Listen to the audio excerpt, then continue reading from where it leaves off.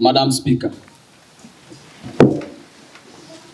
Omukoro ogwo gwayetabibwaho Santa Okoti omunyishenjero wa Aruru North Constituency mu district ya Pader. Arukutama akakiiko k'ishenjero ly'ihanga ak'ebyomuswija kandi yabajwekire omuhwezi wa Speaker wa Parliament y'ihanga ayabali hamirimo endijo ey'ihanga. Omukushaba kwabo kwa hamwe bashabye ishenjero ly'ihanga okuteeka obuhumbi 12 za shilingi ya Uganda omwaka gw'ebyesente gw'2026 okurwanisa oburwaire bw'omuswija n'okubujanjaba. Kwagalano era yayoreka alipoota eshozibwe ab'ekibiina kya UNICEF erikworeka ngu hariho omwana arikwitwa omuswija buri dakiika.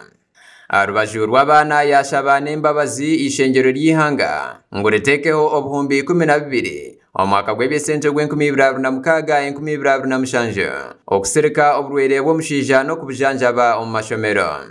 Our request to the Parliament of Uganda.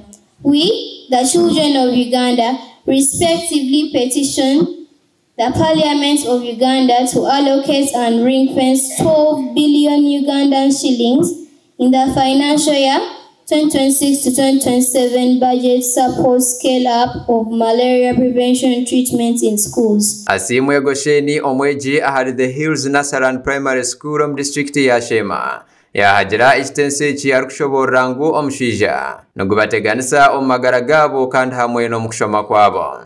Right Honorable Speaker, I support the motion because malaria is both a health and education issue. Schools are like small communities. If one child gets malaria, many others are at risk.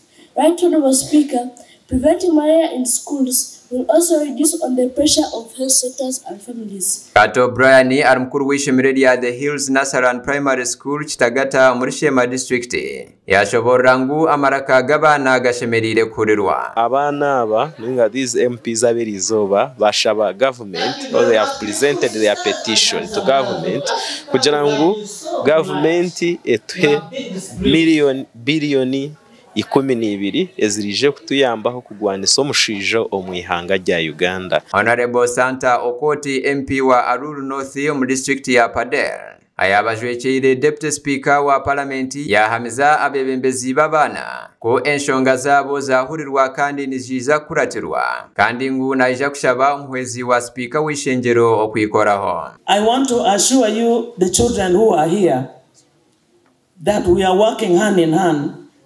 And whatever you have spoken here is not going to stop in this house. I thank you all for your energy, ideas, and passion during today's session of the Children's Parliament on Malaria. Gasha kwa Ivan Nyesiga, ahabwa Tayari West.